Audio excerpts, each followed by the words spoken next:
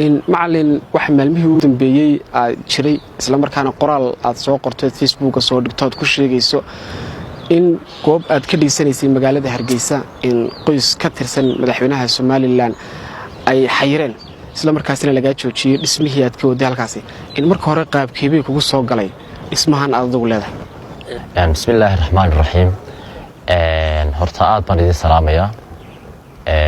حالي توله أدو أيام صور دقي بره برتدي برشة أما فيسبوك صور دقي قرال عن كل شيء جايو شيء كدر أو مدو ندح مريسة من ندح سعتي عني جايو دولته هو سهر جيسيو حبنا كميداد وقيس كمدحوينها runtii meeshan marka laga yimaado meeshan marka aan ka hadlo horta qoraalka aan xalay tolan baraha bulshada marka ka hadlayo si looga falceliyo soo loo qaatay iyo horta anigu maxamed ahaan meehi nin siyaasi meehi xisbina anigu kuma jiro nin umada u dhaxeeya oo macallin ah oo bara ah baan ahay oo umadu u wada siman tahay oo jiilka iyo dhalinyarada mar walba waxa weeyaan de ay soo marayaan oo soo barbaarinaya oo jiil soo saarayaan ahay inta badan qofku macallinka iyo dhakhtarka iyo umadu ka dhaxeeya ciidamada lahayn inta badan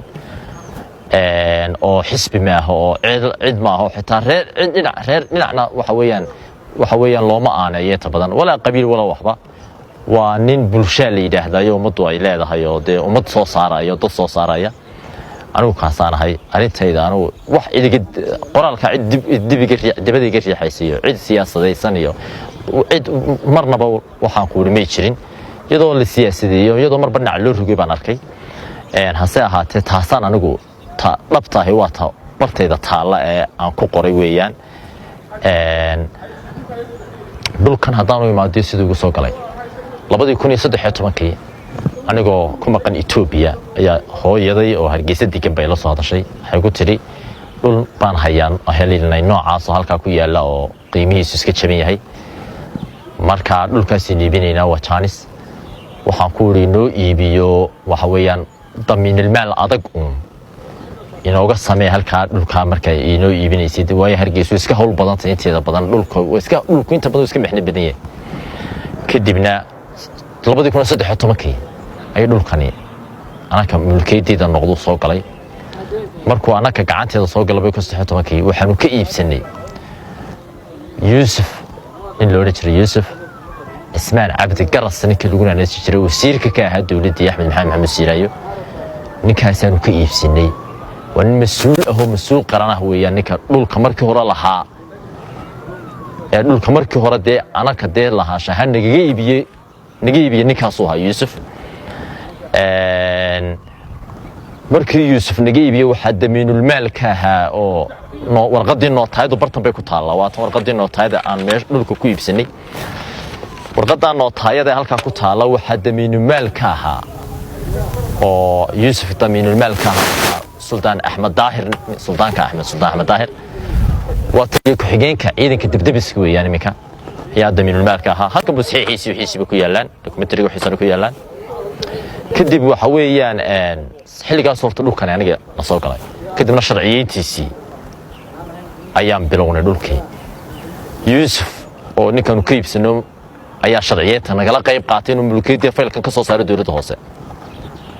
waa kan faylkiisa oo dhamaystiran macaashurihiisii from 2000 fayl waraqalka kaga muuqda wuxuu ka soo bilaabmay 2013 ilaa 2019 weeyaan 6 years weeyaan isaat laba mulkiyadood bartan ku yaala laba jeer tii hore oo magaca hooyo ku soo baxday oo mar intii markaan maqnaaya iyo talabaadoo hibeyn hooyantii hibeysay aniga magacayga ku soo baxday labadaba dawladda hoose soo mareen meeshan xayiraadeeda markii hore wax allaale wax yiraahdo meesha salaxan oo kale de aan ogeyn ma jirto markii meesha iibsanay markii sharcigaan marinaynay ayaa qolada qorshaha dhulka ayaa yiri waxa u maleynaa meelaha aageeda meel baa jirta aaga ilays ku yaala meel ilays xagga ku yaal baa jirto xayirane meesha bal aanu kula soo eegno dhulka kadibna agaasimaha dhulka markaa ayaa waxa dhacday aanu saragnay oo bal agaasimaha doonaya waan saragnay agaasimaha markaa wuxuu yiri maanta ha bixin 4 galabnimo hadii Ilaahay ka dhigo ayaad israacaysan inaan kan qorsheynta dhulka joogay markaas oo Khalid Abiib looranay israaca meesha taga meesha dabeetana soo cadeeya oo isagoo soo qorsheynta ku soo galiyo warqad ogolaasha ku soo qoro waanu israacnay laba nin oo kale ku haystay 4 baan ku baxnay gaari u leeyahay baan ka haysanay meeshii baan tagnay bartii aan dhisnay baan istaajinay dhulku laftiisii meeshii de uu eegay haba yaraatay waxa yiraahda oo saaran ma jirto buu yiri waa meeshan waa meel buur buu yiri waa meel buura hayraad ma saarna markaas warqad in ogolaasho sharciyada uu ogolaado de uu galiyo markaas barta ku taalo qorsheynta dhulka la galiyo markaas ay bilaabatay anigana la iga ogolaaday codsigayga aanu codsaneynay in loo sharciyeeyo meesha codsigiisiiba noogu hirgalay oo cashuuriyo nidaamkiisa sabkaan ku wada bixinay in macallin markii meesha lagu sharciyeeyay in aad ogaateen sharciga gacanta ku haysato xageebay ka soo galeen in qoyska madaxweynaha Soomaaliland ay sheegeen meesha wax xirantay taas way dhowdahay salaano kale laba waraaqood baan midna markii dambe ee imika de qabtani ugu dhacday qabtu markii ugu dhacday baan waraaqo doonay bal waxan reality-gooda waraaqaha aan doonay waxaan helay warqad baan helay maxkamadda sare ka soo baxday ayaan soo helay nuqul kamida warqadaasi waxay sheegaysaa hayarni intuu baaxadiisu tahay ka lama garanayo imika bartan warqadan maxkamadda sare xayiraada ka soo baxdeen hayawaatan waxay ku sheegaysaa ma taqaana horta cid ay u xayirantay halkan ma sheegayso warqadan imika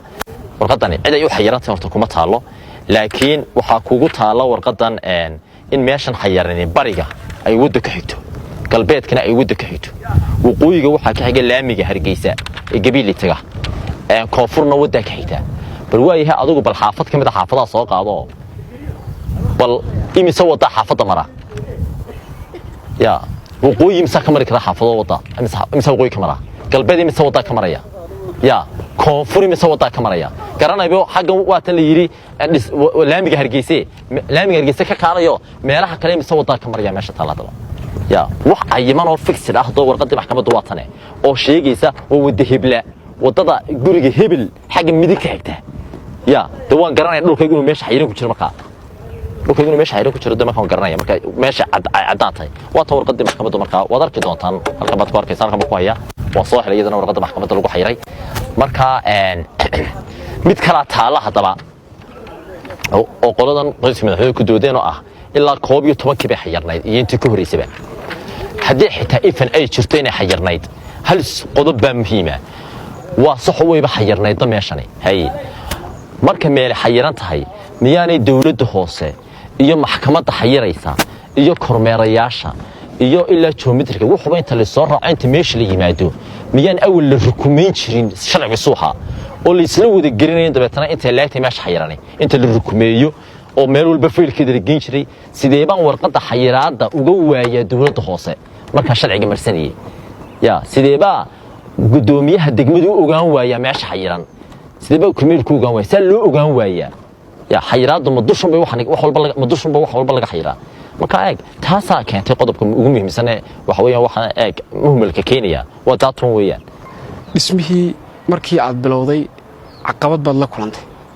caqabadaas xagee ka soo bilaabantay wano dhismaha markaan hawshiisi bilaabay horta sharcigii waa soo dhameystay warqadii jeexiddu waa tan warqadii jeexiddu waxay soo baxday 2019 bishii 8 way wada saxeexantay systemkeedii oo dhan baa dhameystay warqadan marka labaad warqadda jeexidda meesha waa la raacayo Ibraahim Koodbu degmadan waxa iga raacay niman badan bay iga raacayo geometry ku jiro waa la soo eegay meesha markay soo eegeen waxa jiray waan ku sheekan dhaafay xaafadaha meesha u dhowbaa hadalku turuhuteena meesha galay ah meesha waa la haystaa qoys madaxweynaha haysta way xayiran tahay waxa magaalada soo galay kadibna faylkan ayaan anigu qaatay ta faylkayga dokumentiga qaataan dabeetana war doonay waan dhaqaajiyay ilaa waxaan tagay u wartagay gudoomiyaha maxkamadda degmada xigta tagay gudoomiyaha maxkamadda gobolka xigta u tagayo waxa weeyaan adigu Jaanis waan doontay waan waayay Jaanis baan isku weynay dabeetana meel walba waan tagay dawladda oo san dib ugu noqday waxa yar ma jiraan liigu yiri markii dambe waxaan anigu iri ama qodho aan iska dhaadhiciyay malaha meel xayiran way jirtaa oo dawladdu markan ay maalinta dambe sharciyeynaysa ma garanaysaa inta meeshii igu yimaadeen saracnimo yahay meesha xayirani waa lacagta wixii ka sheeya lacagtu xoogaa bay jirtaa marka lacagtan ay sheegayaan ayaan isiri malaha dadkii lacagta wixii ka sheeyay deganaa ayaa si ay u helaan macnaheedu heel badan iyo u helaan ay soo gashadeen aagan dunidan oo dhan ba xayiran kadibna anigoo marka horeba yara ayaa dabeetana oo yara aan waswaaska shaki kaga baxay ayaa dabeetana dawladdan hoose lafteedii qaybtan degmada warqadan toosnaatay jeexinta ay wada ogolaadeen yimaadeen meeshii yimaadeen oo eegeeno ilaa kormeel dhammaan la wada seexay markii la wada seexay baan biska u qabto dhada meesha dhismeedii bilow yaa way because wax arqaladay wax warqad iyo wax documentary oo la tusay haba yaraataan arkay ma jirto marka dhismihii bilowdeena dhismihii markaan bilaabay 2 week buu dhismuhu socday ee foundation la subay guriga qayb dabaqa oo shub ah marka kaabadihii shubka geliyay waa la shubay marka adu meelaha 2 week ay mareysay ayaa waxa dhacday sida qoraalkayga aan ku soo gudbiyay xalay amar baa maayirku ku joojiyay dhismaha in la joojiyo maayirka amar ku bixiyay dhismahan waa in la joojiyaa ku soo siiyay Ibraahim Koodbur degmada kadib markaa ogaadeen maayirkii meeshii xayiray oo joojiyay waxaan isiri farsamo wado oo yara wad niman wanaagsan oo akhyaar ah oo fara badan baa ay jooga qaybta dawladda hoose wada garanayo qaar badan macaan loo ahaa waxay ugu yiraahdeen amarka maayirku wuxuu nagu siiyay haddaad jaajur meesha la saaro idinka u maqan war hay amarkan halkee ka socdaa amarkii markaa aan sii dabagalay aan sii socdayna wuxuu ogaaday in halka inanka aan xalay warqadaha ka sameeyay inanka soo hano kale in telefoonka inanka uu maayirku kala hadlayo xagga uu amarku kaga yimid inanka madaxweynaha uu abtigu yahay laakiin markii aan wax walba sii baaraan sii dhaxgalay maanta wax badan aan eegay dhinac walba aan arkay documentaries-kii wax walba aan ku wada noqday waxa fidmada ugu weyn waxa wada macaqoyska madaxweynaha ummadda ku diraya waxaan ku ri problemka ugu weyn wada waa dawladda hoose sharciyada u sameynaysa intaas oo sharciyo intaas oo faylo documentary oo dhamaystiran ka soo baxayaan dhibaatada ugu weyn haysa wax weeyaan waa qolada weeyaan ummadda iyo dadkan isku wada dilaysa runtiina waxa weeyaan waa ayaan dareeyon weyn oo ina haysato weeyaan maanta qof muwaadin ah oo sharcigiisa dhamaystiran yahay wax walba loo soo dhamaystiray oo dawladii hoose sharci sax oo ay leedahay waad dhisan kartaa adaa meesha leh waliba amar bay ugu siiyeen 9 cisho gudahood ku dhiso ah yaa inay haddana iga daba yimaadaan oo yiraahdaan meeshan way xayirnay markii hore waa line masamikii waaleeyay المعلن waxa jirtay qoraal aad soo dhigtay bartaad ku leedahay Facebook-gaaga qoraalkaasi dad baa si kale u fasiray waxa lagu weedeynay inaad wadiba kicin oo qoraalkaas aad soo qortay laga fasirinayay in adigu ma waxa doonaysay inaad dadka kiciso waxa doonaysay inaad meeshaad hesho anigu qoraal wax kicinan haba yaraata ay ma jirto wax aniga laabteedu ku jiray oo gubayay oo stress fara badan u riday oo geed aan qabsado dhinac aan u carro qoladii waan iska laalaaday meesha iga iibisay war waxa iga siiya waa dhinac walba waan jaha wareeray nin waxaan ku macallin ahoo waxaan ku ri kharash galay oo hawl galay oo dhismo galay oo waxaan ku ri waxa laga yaabaa wixii uu hayayba yaa kharash galiyay waliba kharashkeena ilaa maantada uu ku socdo oo taangiyadii iyo jaygii iyo waashmaankiiba lacagtiisa ilaa imika ku socdaan waa dareemaysaa bareeshka culayska ma haysta xaq shaqo kaga jira hal iskuul ku jira xaq xiisad dhigaya xaq ardayga u dhigaya xaq hawshan xaq telefoon laga soo garaacayo telefoonka soo garaacaba wadnaha ku gooyo tolema meeyntii yareeda kabkabtay baa la dubiyay tole maxaa ka dambeeya culayska iyo hawshaysa waa dareemaysaa taasaan dabeetana sheekada bilow ilaa dhammaad sida ay wax yihiin inaan bal dadka igu xiran iyo bulshada iyo maanta alxamdulillah 90% 70% dadka maanta dalka wax ka ah waxa wala agaasimiyaal maanta wax ka waa dadka wax soo baraya ardaydeedaha bal inay dareenka aan la wadaago saasan soo dhigay cidna kumaan eedeenin cidna waxa weeyaan ma ku cambaareenin laakiin problemka ay haystay waxa jira ayaa soo bandhigay anigoo muwaadin oo sharci haysta sharcigayga waxba ii fulin laayay in ugu dambeyn macallin maxaad ka rajaynaysaa goobtii aad dhisanaysay rajayn teelaag baad ka qabtaa inuu dhismahaasi sidii aad rajaynaysay kugu socdo xaadka meeshayda waxaan ka rajaynayaa qoyska madaxweynaha iyo madaxweynuhuba sharaf iyo karaamiga mudayihiin waxaan madaxweynahan fariin anigu aan u jeedinayaa madaxweynaha ka codsan lahaa madaxweyne madaxweynihii waxaa tahay madaxweynahaygii baa tahay sharaf adiga muuse adiga iyo qoyskaaguba waxaan ahay muwaadin baan ahay xaq fara badan dalka ku leh runtii muwaadinkaasoo sharci u haysta dhulka inuu ku dhisan karo sharcigaasina sifo saxa oo dhammaystiran uga soo baxay dowladda hoosena waa halkaynu loo xil saartay dhul iyo sharcigiisa waxaan madaxweynaha odhanayaa madaxweyne sharcigu ha sarreeya ayuu kaambeenkeenu ahaa kaambeenkii aad dalka ku qabsatay sharcigu ha sarreeyu ahaa madaxweyne sharciga dastuurka hoose loo eego madaxweyne muwaadinkan sharcigiisa haystaan ahay sharcigiisu dhammaystiran yahay sharcigaygaasi bal maanta hay shaqeeyo sharcigaygaasi madaxweyne maanta hay shaqeeyo oo sharcigaygaa saxda ah iyo dee arrimaha iyo kharashka hawshaan galay maanta madaxweyne hay shaqeeyo intaas madaxweynaha ka codsanayaa cidna anuu kuma duulay cidna kicin maayo cidna wax allaala waxaan ku aan uga golleeyahay ma jirto wassalaamu calaykum waraxmatullahi wabarakaatu in aad iyo aad buu mahadsan yahay daawadayaalkaasi wuxuu ahaa maxamed Soomaali oo ka tirsan macallimiinta waaweyn ee Somaliland oo sheegay dhul uu ka dhisanayay magaalada Hargeysa